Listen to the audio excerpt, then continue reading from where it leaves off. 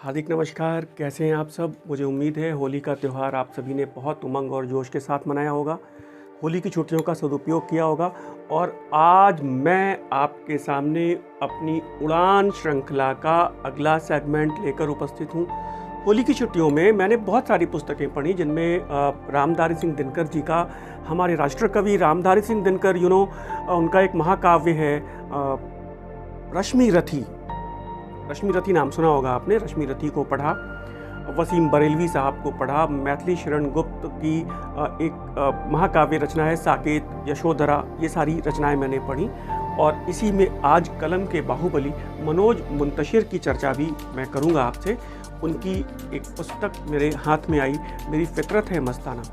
तो मैंने जब इन किताबों का अध्ययन किया, इन कविताओं का अध्ययन किया, तो उसमें दिनकर और मनोज मुंतशिर साहब की एक कविता में मुझे बड़ी समानता देखने को मिली। कितनी बढ़िया बात है, ये कितना सुखद संयोग है कि वो लाइनें दूसरे शब्दों में साथ साथ पैरेलल दिखाई पड़ती हैं। तो आइए आज का ये सेगमेंट हमारे उड़ान सपनों की संतोष सिंह के साथ, और जिसमें हम रूबरू हैं रामधारी सिंह दिनकर और मनोज मुंतशिर से।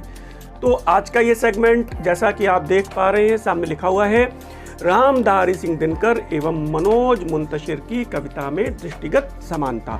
तो पहले हम दिनकर साहब को शुरू करेंगे और उनकी रश्मि रथी से शुरू करते हैं। आप बहुत ध्यान से सुनिए और पढ़िए, जोश उत्पन्न हो जाएगा। प्रासादों के कनकाब शिखर होते कबूतरों के ही घर। प्रासादों मतलब महल, कनकाब शिखर यानी ऐसे महल, सोने के महल ऐसा कह सकते हैं। प्रासादों के कनकाब शिखर होते कबूतरों के ही घर, महलों में गरुड़ ना होता है, कंचन पर कभी ना सोता है। यानी जो गरुड़ है ना, वो महलों में नहीं रहता, महलों में और उनके बुर्ज में, महलों में उनके बुर्ज में कबूतर ही दिखाई पड़ते हैं। और क्या कह रहे हैं, प्रासादों के कनकाब शिखर होते कबूतरों के ही घर, महलों में गरुड़ ना होता है, कंचन पर कभी न सोता है, बसता वह कहीं पहाड़ों में, बसता वह कहीं पहाड़ों में, शैलों की फटी दरारों में। आगे देखिए, होकर समृद्धि सुख के अधीन, मानव होता नित तपः क्षीण। जब हम भौतिक सुख सुविधाओं में लीन हो जाते हैं तो हमारा तप, हमारी आध्यात्मिक ऊर्जा का ह्रास होता है, दिनकर जी कह रहे हैं। ध्यान से देखिए, होकर समृद्धि सुख के अधीन, मानव होता नित तपः क्षीण, सत्ता किरीट मणिमय आसन, सत्ता किरीट मुकुट मणिमय आसन, करते मनुष्य का तेज हरण।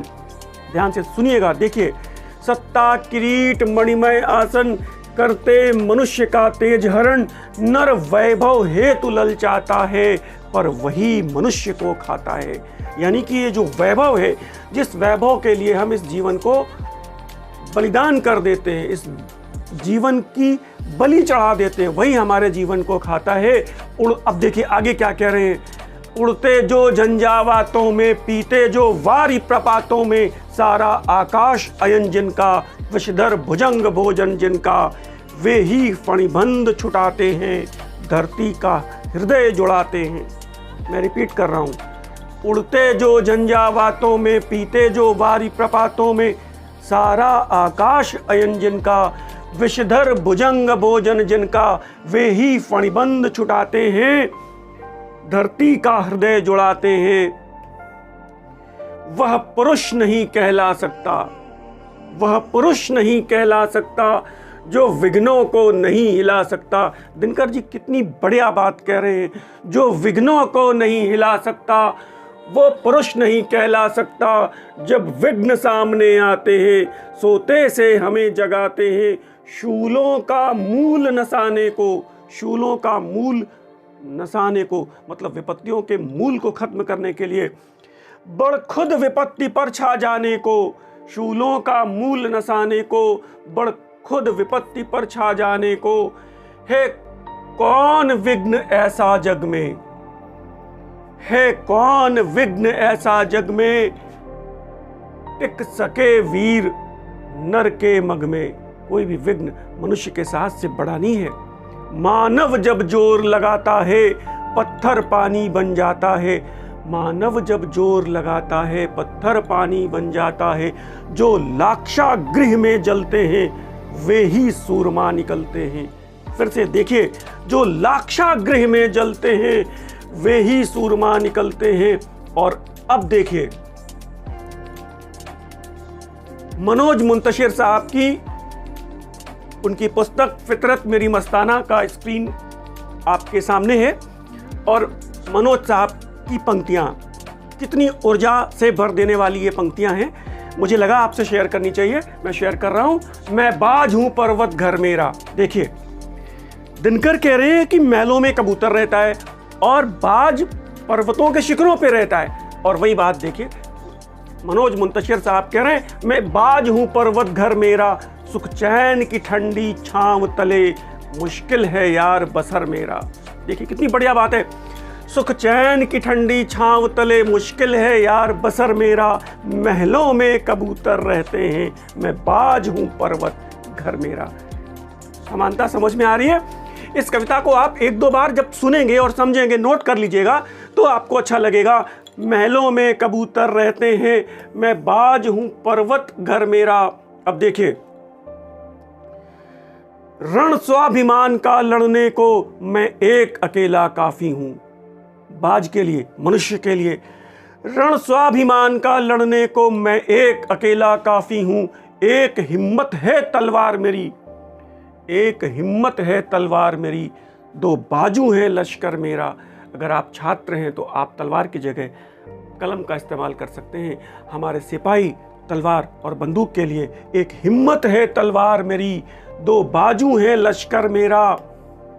और देखिए, मैं ओस चाट के भी खुश हूं, यूं दरिया दिल है प्यास मेरी। देखो, मैं ओस चाट के भी खुश हूं, यूं दरिया दिल है प्यास मेरी, वरना जिद पे आ जाऊं तो नदिया मेरी सागर मेरा।